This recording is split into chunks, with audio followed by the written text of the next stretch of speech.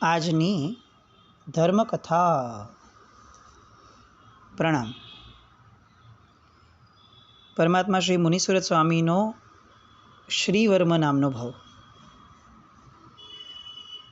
બાળપણ કેવું હોય અને બાળપણની અંદરનો ઉછેર કેવો હોય એની કેટલીક સામાન્ય વાતો આપણે ગઈકાલથી જોઈ રહ્યા છીએ શ્રીવર્મ કુમારના માધ્યમે. રાજા રાણીનો દીકરો છે એટલે લાડકોડની અંદરમાં ક્યાંય કોઈ કમી ના ન રહે એ બહુ સામાન્ય વાત છે. બાળક 3 વર્ષનો થયો, એને સોનાનો નાનકડો એક્કો બનાવીને આપ્યો. હવે રમકડાઓ આવ્યા. એ રમકડાઓ પણ બધા સોનાના બનેલા, રત્નોએ મઢેલા, એવા બધા. આપણે સાંભળીએ, વાંચીએ આવું ક્યારેક, ત્યારે તો એવું થાય કે ચોક્કસ કે આ બધા કેવા પુણ્યશાળીઓ છે. આમ અત્યારે આપણે વિચારવા જઈએ ને તો મુકેશ અંબાણીના છોકરાઓ પણ કદાચ સોનાના રમકડાઓથી નહીં રમ્યા હોય, અને તેમ છતાં આપણને મુકેશ અંબાણી બનવાનું મન થાય છે. ખરેખર આવતી જનરેશનને, આ જનરેશનને કે આપણને આવા ચરિત્રો સાંભળીને આ મન થવું જોઈએ કે મારે મુકેશ અંબાણી જેવા નહીં, અમારે આવા રાજાઓ જેવા બનવું છે. મુકેશ અંબાણી જેવા બનશું તો એ બહુ તો શું થશે, એક એન્ટેલિયા મળશે. જ્યારે રાજા જેવા બનશું તો આખું આખું રાજ્ય મળશે, આવો રાજમહેલ મળશે, આવું સોના ચાંદી રત્નો આ બધાથી બનેલા ભવનો મળશે.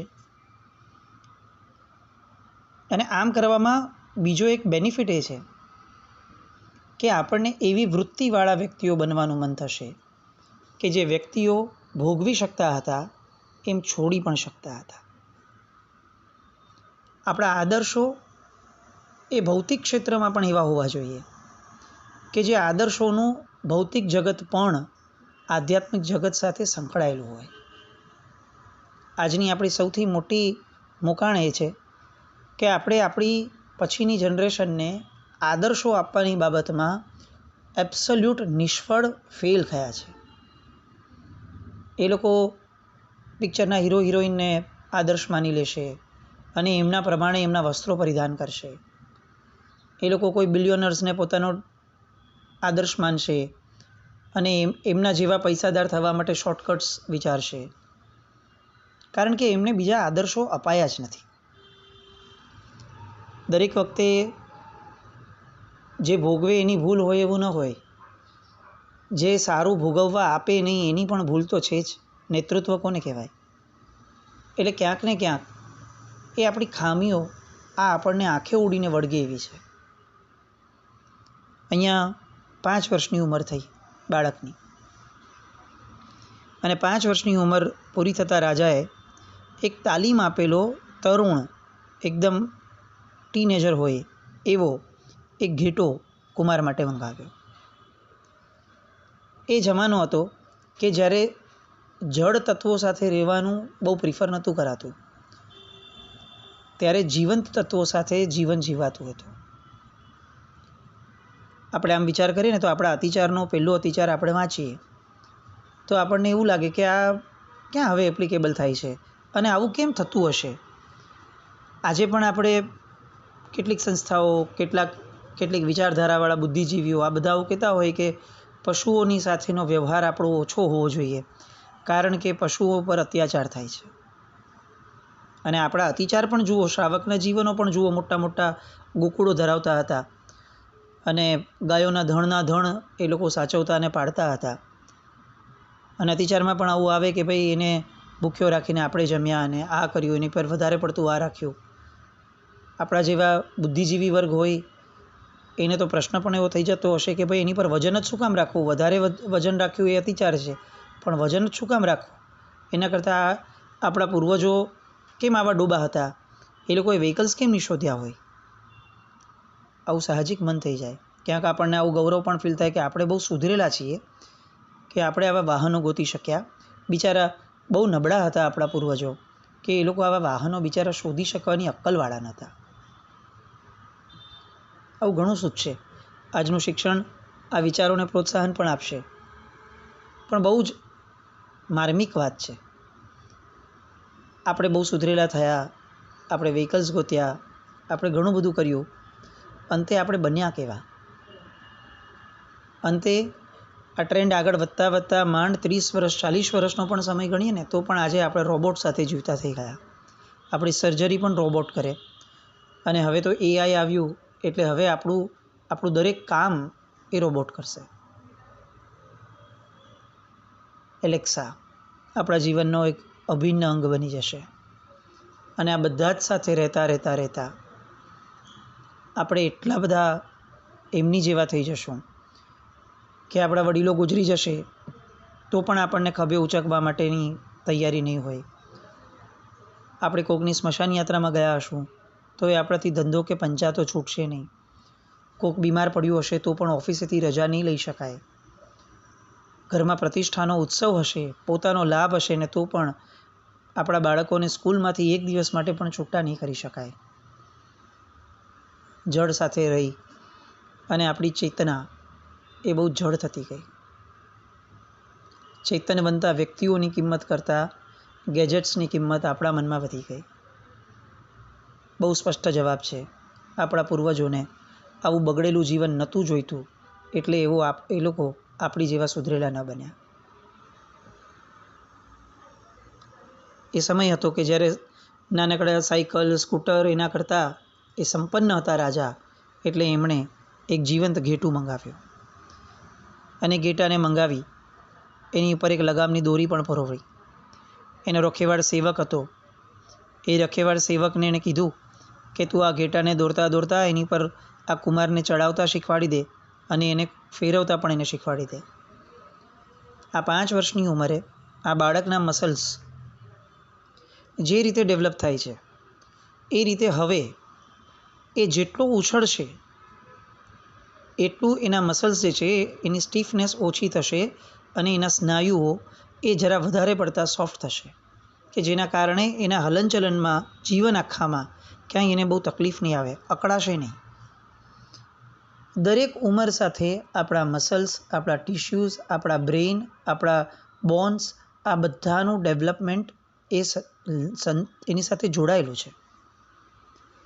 આપણે આડેધડ બધી જ વસ્તુઓ બધા જ સમયે કરવા માટે જે અત્યારે ટેવાઈ ગયા વેસ્ટર્નાઇઝેશનના કારણે, એના કારણે સ્થિતિ એ થઈને ઊભી રહી કે એવા શાસ્ત્રો પણ હવે આપણે ક્યાંય ઉલ્લેખતા નથી કે જેમાં આવું લખ્યું છે કે ભાઈ આટલા વર્ષની ઉંમરે એનું મગજ આવું વિકસિત થાય છે તો આટલા વર્ષની ઉંમરે બાળક ફક્ત જોશે, એને લખાવાનો નહીં.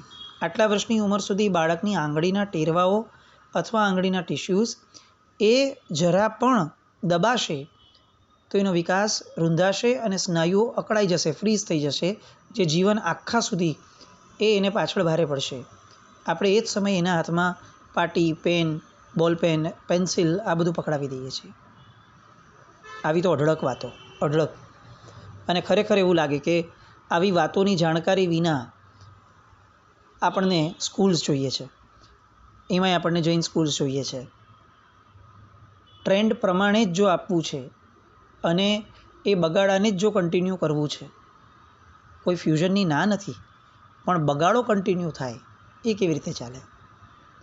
અને અત્યારની આપણી વર્તમાન પરિસ્થિતિ પણ એટલી નબળી છે શિક્ષણની બાબતમાં જૈનોની કે એની પાસે આઈધર એક્સ્ટ્રીમ વિરોધાભાસી સ્કૂલો છે જે જગતની અંદર અવેલેબલ છે કે જેની અંદરમાં 1.5 વર્ષના બાળકને પણ એપ શીખવાડવાની વાતો ચાલે કે આપણું બાળક બહુ જ બીજા કરતાં યુનિક થશે. એ એકચ્યુઅલી એટલું એન્ટિક થઈ જશે કે મ્યુઝિયમમાં રાખવા માટે જ ખાલી ફાવશે, એ ઘરમાં નહીં રહી શકે, મ્યુઝિયમમાં રાખવા જેવો થઈ જશે. પણ છતાંય આપણને ચાલે છે. અને બીજી એક્સ્ટ્રીમ એ છે કે જેની અંદરમાં ફક્ત ધર્મના નામ પર આપણે એના સંસ્કારો એને ડેવલપ કરવા ઈચ્છીએ છીએ, એનો શારીરિક વિકાસ, એનો માનસિક વિકાસ, જે ઇક્યુને બહુ જ ઇમ્પોર્ટન્ટ ગણવામાં આવે છે એનો વિકાસ, આ બધાને સાઈડ પર મૂકી અને એક રેસ લગાડીએ કે અમે સેમ ઓલા લોકો જેવું જ આપશું પણ અમે લોકો જૈન છીએ અથવા અમે આ ધર્મ પાળીએ છીએ તો આ ધર્મવાળા અમે આપશું. અંતે વચ્ચે જે સામાન્ય વર્ગ છે એની પાસે ચોઈસ જ નથી હોતી. સંસ્કૃતિ, એનું ઘડતર, આ બધી વાતો બંને જગ્યાઓએ કોરાણે મુકાઈ જાય છે. નિયતિ છે એને આપણે સ્વીકારવી રહી. હવે મૂળ વાત આપણી, ઘેટું શણગારવામાં આવ્યું, એના મોં પર સોનાનું ચોકઠું, પીઠ ઉપર એનું જરિયાનનું પલાણ, ગળા ઉપર મીઠી રણકતી ઘૂઘરીઓ, ચારે પગે રણઝણ અવાજ કરતી ઝાંઝરીઓ, આમ એટલું સરસ એને શણગારવામાં આવ્યું હતું કે એ જેમ જેમ ચાલે એમ આખા રાજમહેલમાં ખબર પડે કે કુમારની સવારી આવી રહી છે. આ કેટલો આનંદનો વિષય હોય. ઘૂઘરીઓનો રણકાર આમ પણ એટલો બધો પવિત્ર ધ્વનિ છે કે ધ્વનિના કારણે જે મીઠાશના આંદોલનો છૂટે છે એ કોઈ પણ માણસના ક્રોધને પણ શાંત કરી શકે. આ પ્રયત્ન કરવા જેવો છે. આપણે જ્યારે આવેશમાં હોઈએ અથવા સ્ટ્રેસમાં હોઈએ ને ત્યારે ઘૂઘરીઓના અવાજ સાંભળવા. આ જિનાલયો અને મંદિરોમાં ઘંટ કેમ રાખવામાં આવે છે? આ બધી જ વસ્તુઓ એના લોજિક સમજ્યા વિના આપણે જે આડેધડ ક્રિયાત્મકતામાં ઘૂસી ગયા એના કારણે એનું જે હાર્દ પામવાનું હતું એ પામી જ નથી શકતા આપણે. કારણ કે જેનો આશય જ નથી એ પામવાનો, એને કેવી રીતે મળશે? એટલી બધી વાતો કે કદાચ એવું લાગે કે આ બધાની જ વાતો કરવામાં આપણો આ કથા સાઈડ પર રહી જાય. એટલી બધી વાતો આમ સુરે, કારણ કે એટલી બધી વૈચારિક દરિદ્રતામાં આપણે આવી ગયા છીએ કે જાણે આ 30-40 વર્ષના ગાળાની અંદરમાં કદાચ આપણે 300-400 વર્ષ બેકવર્ડ થઈ ગયા. એ હદ સુધી આપણે બગડ્યા.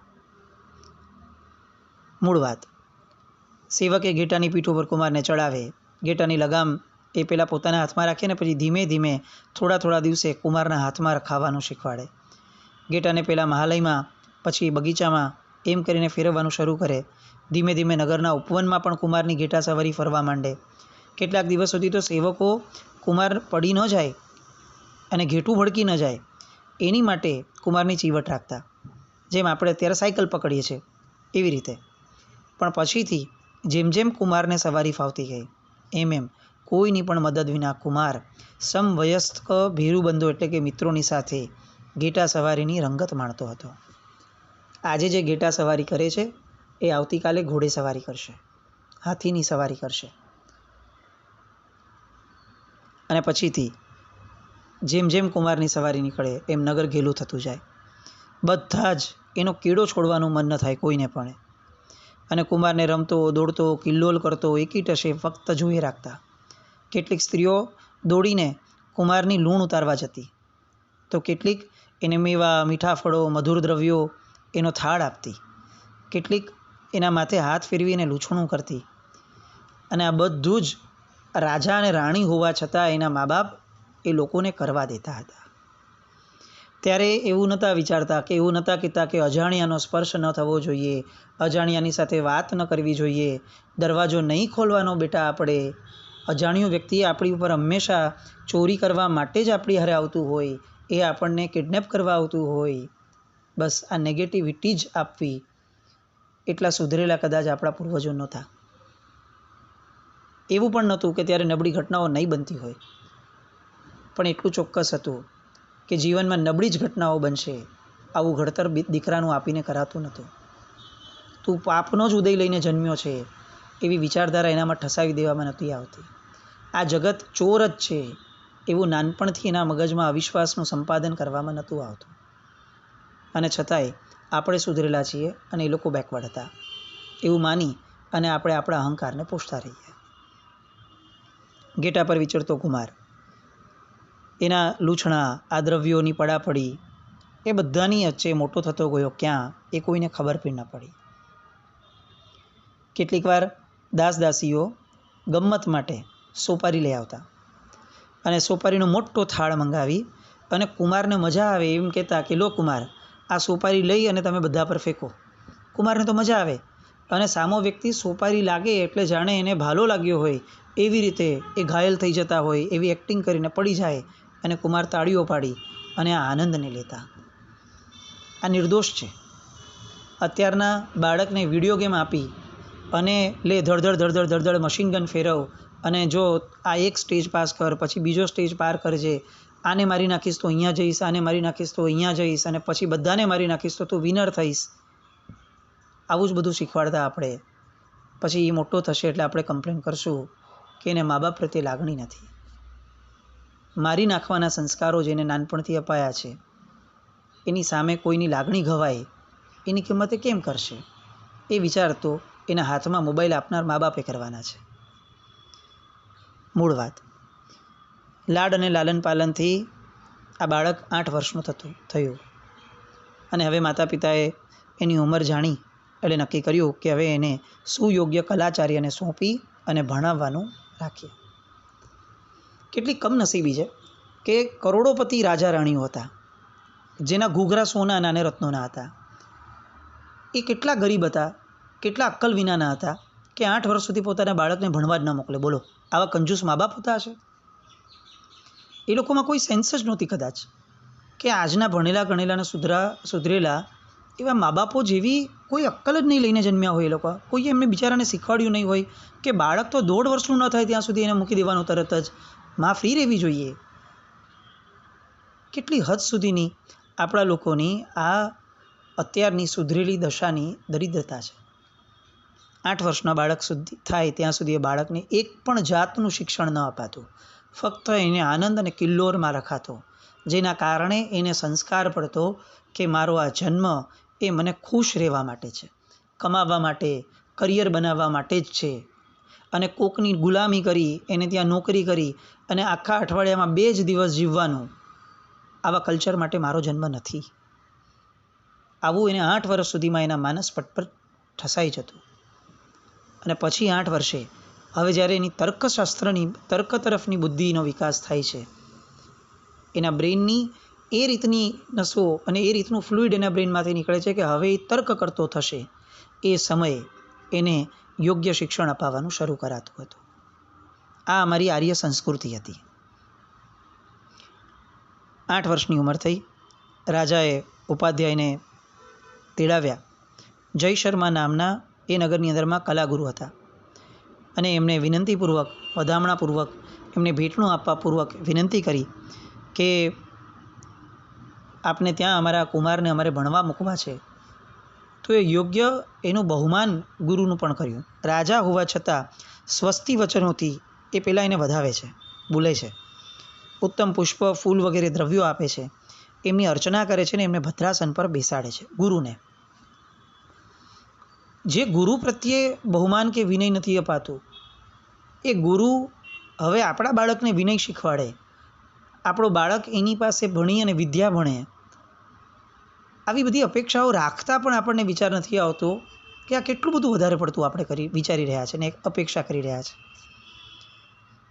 ઔપચારિકતા બધી જ પૂરી કરી અને રાજા વિનંતી કરે છે કે ભૂદેવ, તમારા પૂર્વજો પરંપરાથી અમારા પૂર્વજોને વિદ્યા અને કળાનું શિક્ષણ આપતા આવ્યા છે. હું પણ આપના પિતાશ્રી પાસે જ શિક્ષા પામ્યો છું. હવે મારો લાડલો કુંવર શ્રીવર્મ, એને અધ્યયન માટે તમારે ત્યાં મૂકવાનો વિચાર મને થયો છે.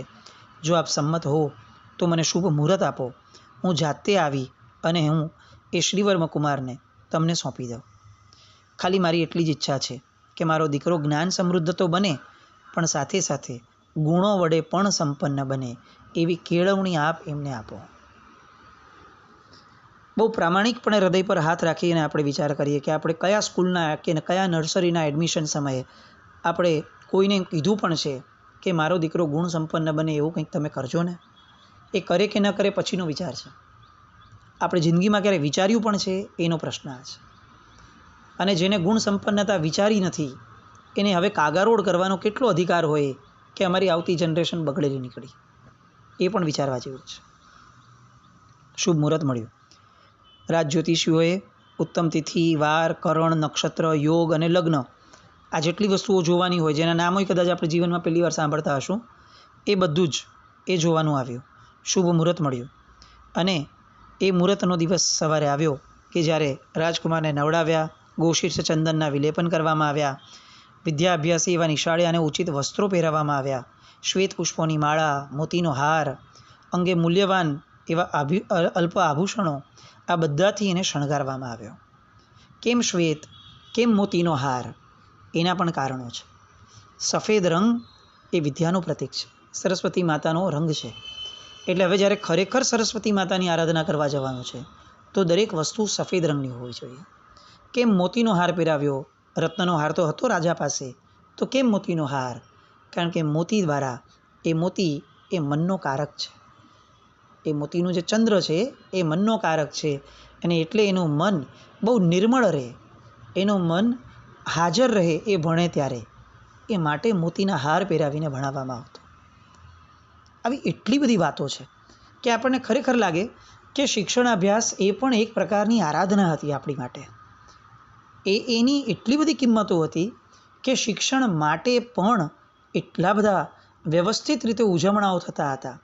આની પછી વાત આવશે કે હવે જ્યારે રાજમહેલથી એ કુલગુરુના ઘર સુધીની જે સવારી નીકળે છે,